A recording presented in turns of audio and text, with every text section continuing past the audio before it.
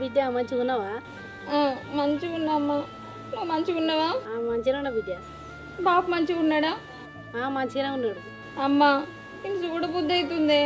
ఏంది బిడ్డ ఎందుకు ఎడతాను?